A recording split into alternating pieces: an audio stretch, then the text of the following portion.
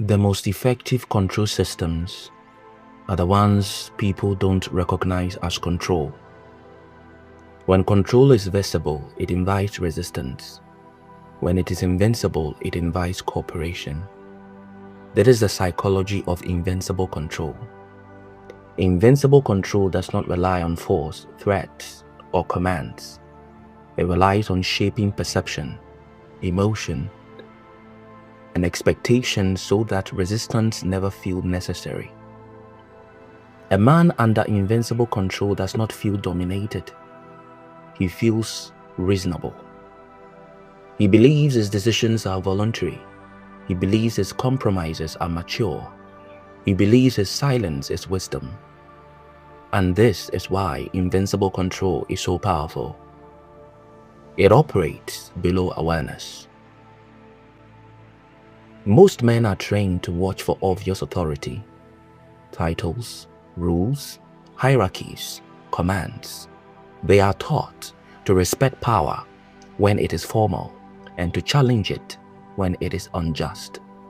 But invincible control does not appear as power at all. It appears as normality. It appears as, this is just how things are. It appears as, this is what good men do. It appears as, this isn't worth making an issue out of. Invincible control works by narrowing perception. It limits what feels thinkable. It limits what feels acceptable. It limits what feels safe to express. Over time, a man stops asking certain questions not because they are answered,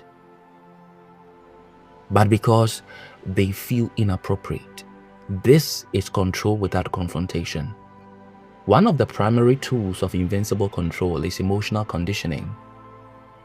When certain behaviors consistently lead to emotional discomfort, the nervous system learns to avoid them.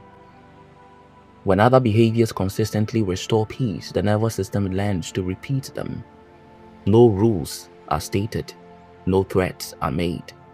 Behavior still changes. Another tool is moral framing. When a preference is framed as virtue, disagreement becomes a moral failure. The man is no longer weighing options. He is weighing his identity. He is not asking, is this true? He is rather asking, what kind of man would say no? Invincible control thrives where identity is at stake. A man will resist authority more easily than he will risk being seen as selfish, unkind, unstable, or unloving. This is why invincible control often wears the language of care. Care can guide, care can protect, care can also constrain. When care is used to define acceptable behavior, it becomes leverage. Invincible control also relies on anticipation. The man does not need to be corrected in the moment. He learns to correct himself in advance. He adjusts tone, he softens stance, he edits truth before it leaves his mouth. This self-editing feels like maturity. In reality, it is preemptive compliance. The danger here is not submission to others. It is submission to a pattern. Once the pattern is internalized, control no longer needs an external source. The man carries it within himself. This is how invincible control becomes durable. It survives even when the original influence is gone. Men often describe this state as confusion or fatigue. They say they feel off, drained, or not themselves. They can't identify a single cause because invincible control never announces itself as harm. It prevents itself from being seen. It presents as stability.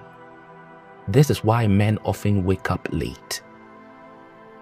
They realize something is wrong only after years of accommodation, after self-trust has eroded, after instinct has quieted, after decisions feel heavy and directionless. At that point, the control feels personal. They blame themselves. But invincible control does not rely on weakness. It relies on untrained perception. A man who has never been taught to notice framing, emotional pressure, and anticipatory compliance will always mistake control for choice. This channel exists to interpret that process. The moment invincible control becomes visible, it loses its power, not because it disappears, but because it can now be negotiated. A sovereign man does not panic when he recognizes control. He observes it. He notices what behavior is being rewarded, what behavior creates discomfort, what identity is being appealed to, what cost is being applied but never stated. These observations restore agency. Invincible control thrives in silence. It weakens under clarity. This is not about becoming suspicious or adversarial. It is about becoming conscious. When a man can see control without emotional charge, he no longer needs to rebel or submit. He can choose. And choice is the foundation of sovereignty.